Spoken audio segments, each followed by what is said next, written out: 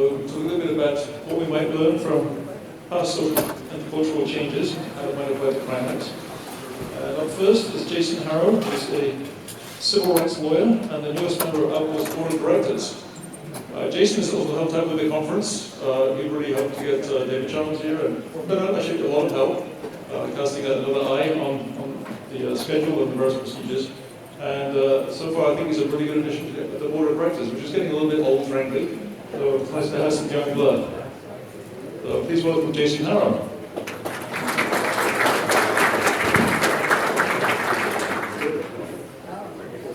Okay, great. Yeah, thanks, Max, and thanks everyone for coming. So I'm going to shift gears from some of the scientific presentations we've heard, and I am going to, let's see if my remote here works. Great. I'm going to talk about change, delta.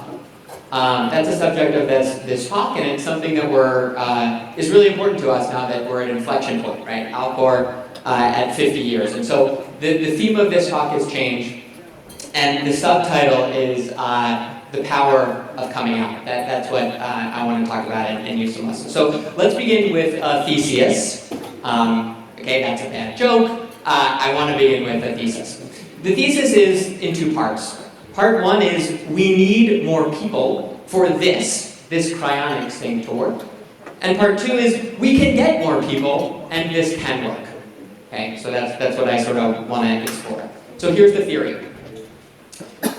First I want to justify the first part. Like, why do we need more people? Because I do think that there's a sense that people feel the way Thomas Jefferson felt, right? One man with courage is a majority. Why aren't we enough, right? Here's Mark Twain. Whenever you find yourself on the side of the majority, it is time to pause and reflect. So, if these people are right, who cares if there's more people in this room or not? Why aren't we enough? Okay, that goes to Alcor's mission.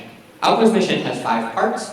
I'll summarize it with these. The short version is maintain people in cryostasis, new cryopreservations, revive people eventually, right? That's what Dr. Fahey is talking about. The first 3, and then we need more research and we need to educate people. Those are the 5 prongs of Alcor's mission. We can separate them into kind of 2 versions. There's the sleep function, and there's the wake function. Right now the sleep function is a little easier. We don't have much of an idea on the wake function. So the question is, we need to figure out the wake function while still supporting the sleep function. And my hypothesis is that we're more likely to benefit from the wake function if we can accelerate its progress. And how do we accelerate the progress? But first, why do we need to accelerate the progress? After all, as Dr. Fahey said, when you're in one of these, time is sort of a little different than we think of it now, right? Some people may think in this room it doesn't matter if we get the answer in 50 years or 150 years or 500 years. So why is it better to go sooner? The answer is that existing for a long time in that state is hard. There's all these existential crises that that could befall the world, right? Drones, explosions, tornadoes, artificial intelligence, revolution, right? Or just bankruptcy. I mean, here's an interesting example. A survey says that there are over 200 million companies worldwide right now. That's the headline, 213 million exactly. There are 5,500 that are older than 200 years. So if we want to go 200 years, the odds are against us, folks, right? There aren't that many companies that make it. We don't want to go the way of the dodo. We just don't. So let's shorten the time to find this wake function. And my argument is that more people equals more money, equals more bright people, more scientists, more smart people, and also more good policies. And there's evidence of that, right? And there's evidence of how to get there. So here are the lessons that I want to briefly talk about. It starts with the LGBT rights movement. This is a picture from Stonewall in 1969, the sort of modern start of the gay rights movement. And back then they had very few rights, LGBT folks. This is the syllabus of the Supreme Court opinion in Lawrence against Texas, which was 2003. In a few decades, they had come to the point where the Supreme Court held that laws criminalizing sodomy were unconstitutional. Fast forward another decade, here's the New York Times headline from a couple of years ago, holding that federal statutory law protects gay people.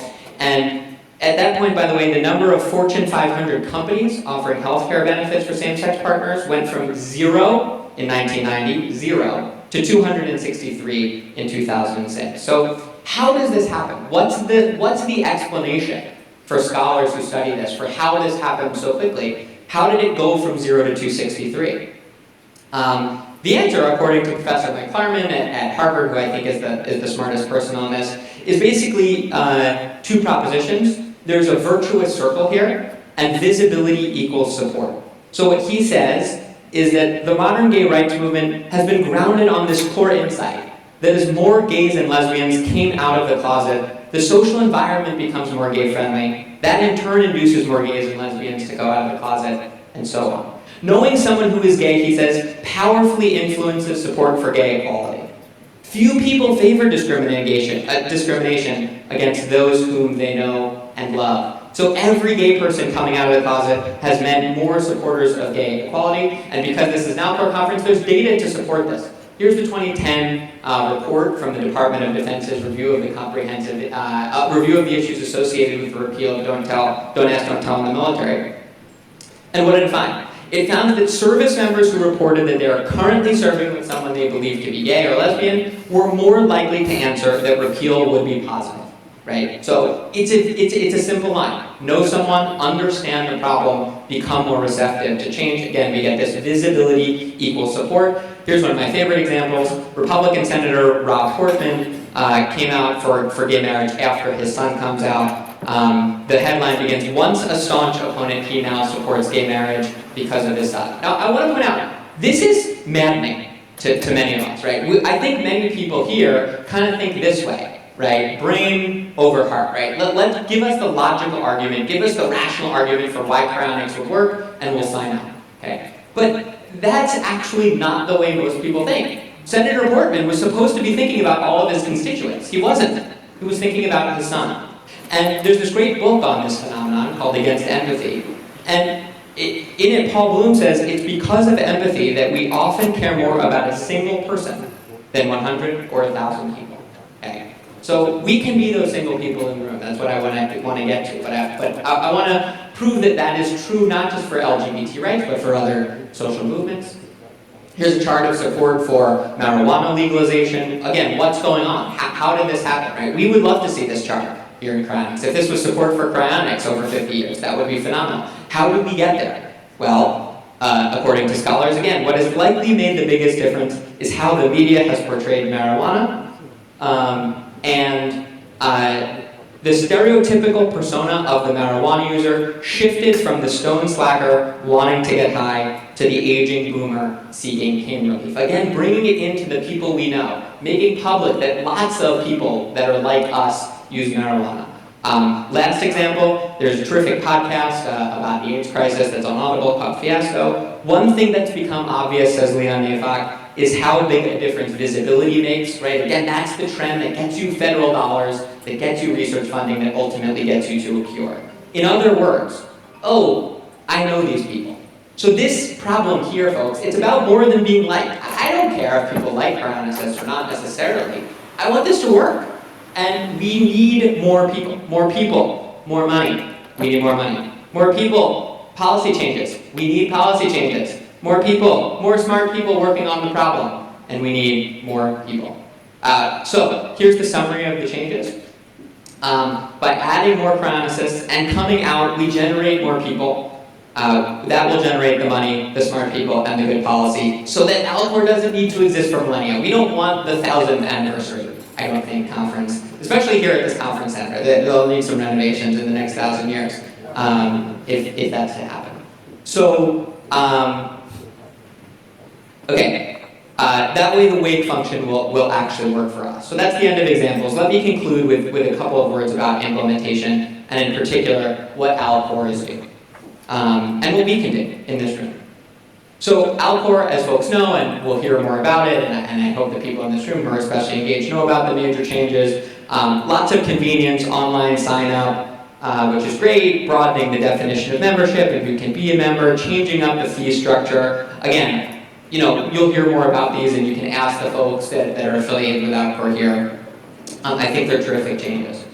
That's what Alcor is doing on our end. But there's another thing that we can do together, that Alcor and all of us in this room can do together, and that is spread the word, right? So to do that, we created this program called ICE, Independent Cryonics Educator.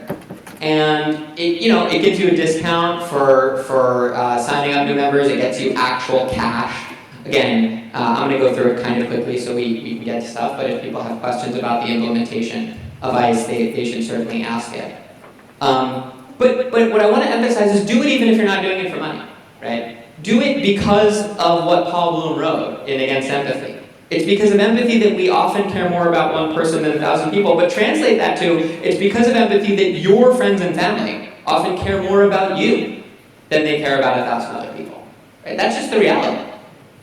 So if we all spread the word among our networks, that's how we can actually not just build Alcor, but actually make the thing work.